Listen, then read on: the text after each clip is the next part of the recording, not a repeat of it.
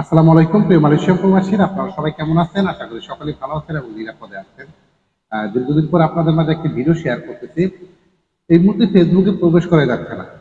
মালয়েশিয়াতে মানে বাংলাদেশিরা মনে হচ্ছে যেন প্রতিদিন হাজার হাজার ভিসা দিয়ে দিচ্ছে তারা নিজেরা ছাপাই দিয়ে। কিন্তু মালয়েশিয়াতে লিগেলি ভাবে বছরও একবার শুনি না যে একটা ভিসা নতুন করে এক প্রবাসী পেয়েছে মালয়েশিয়ার অনুমোদন ছাড়া। তাহলে ফেসবুক এবং টিকটকে এত পরিমাণের ভিসা কোথা থেকে এসেছে? এখানে যেই পরিমাণের কমেন্ট আসে, এখানে কয়েকটা প্রশ্ন আপনাদের, আমি যদি এখানে কয়েকটা টেক্সট আপনাদের দেখাই।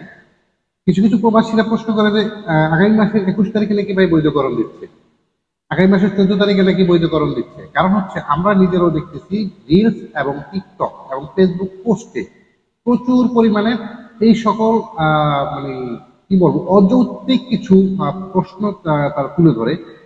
এই কারণে দিচ্ছে মালয়েশিয়াতে অবৈধ প্রবাসী বেশি হয়েছে।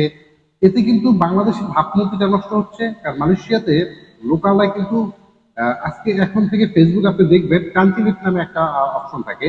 সেখানে যে কোনো পোস্ট যদি ভাইরাল হয় এবং সেখানে যদি আপনি ওই পোস্টটা লোকালদের ওয়েবসাইটে চলে যায়, তাহলে ওখানে কিন্তু ট্রান্সলেটের চাপ যদি বুঝতে পারে যেখানে আমরা কি লিখেছি। তাহলে সেটা আর্টিকেল 3.0 দিচ্ছে 22 তারিখ, 25 তারিখ, 24 তারিখ, মানে প্রতি মাসেই 10 দিন দিচ্ছে বৈধকরণ। এরকমটা আমরা দেখতেছি রিলস এবং টিকটকে।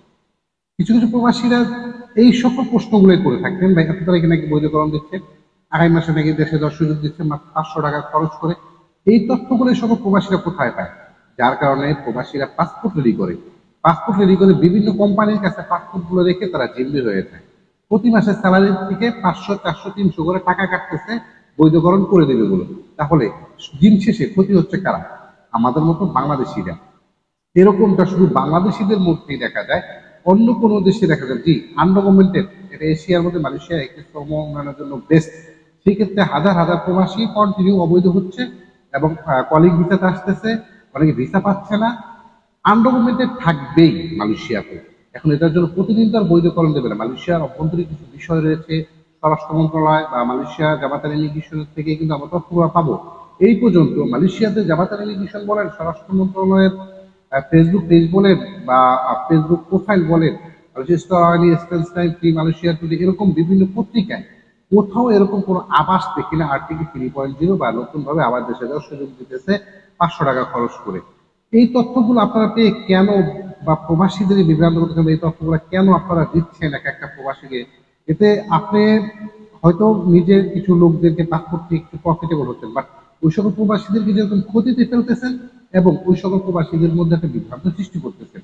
তো মালয়েশিয়াতে যদি বৈধকরণ দেয়, অবশ্যই আপনারা জামাতার ইমিগ্রেশন থেকে বা মালয়েশিয়ার বিভিন্ন পত্রিকা থেকে যখন তথ্য দেখবেন তখনই সেটাকে আপনার ট্রাস্ট করবেন। এর আগে বিশ্বাস করার কোনো প্রয়োজন নাই। আর এটা নিয়ে এত আপনারা অতি উৎসাহী হয়ে বিভিন্ন জায়গায় টাকা পয়সা দিচ্ছেন, পাসপোর্ট দিচ্ছেন, কন্টিনিউ প্রচুর পরিমাণ মেসেজ আসে, ভাই আমার পাসপোর্টের মেয়াদ এখন 8 বছর আছে, 7 বছর আছে, 9 বছর আছে, আমি একটা পাসপোর্ট বানাতে যাচ্ছি। দিন শেষে শুনি তার কাছ থেকে পাসপোর্ট এক জায়গায় জমা দিয়েছে, সে টাকা নিয়েছে 3,000 রিঙ্গিত, এখন বৈধকরণ করে দিবে না বা চালু হয় নাই, ফোনে রিসিভ করে না। তাহলে কেন এই বিপদগুলো পড়তেছেন? সকল প্রবাসীদের এই ভিডিওর মাধ্যমে একটা মেসেজ দিতে চাই, সেটা হচ্ছে দয়া করে আপনারা এই মুহূর্তে কারোর সাথে টাকা পয়সা লেনদেন করবেন না। আমি কন্টিনিউ এই ধরনের ভিডিও আপনাদের দিয়ে থাকি, বৈধকরণ বৈধকরণ বৈধকরণ। তো আজকে অনেকদিন পরে ভিডিও আপলোড করলাম, কারণ হচ্ছে এটা দেখি প্রচুর পরিমাণের প্রবাসীদের ভিতরে একটা আক্ষেপ তৈরি হয়েছে বৈধকরণ নিয়ে। এই মাসে দিচ্ছে না, আগামী মাসে দিচ্ছে, এরকম প্রতিবাদ জন্মাইতেছে। সে তার কারণে অনেক প্রবাসীরা অতি উৎসাহী হয়ে বা অতি আনন্দতে এত বিশ্বাস করে টাকা পয়সা পর্যন্ত দিয়ে দিচ্ছে। দয়া করে এই মুহূর্তে টাকা পয়সা এবং পাসপোর্ট দেওয়া থেকে বিরত থাকবে।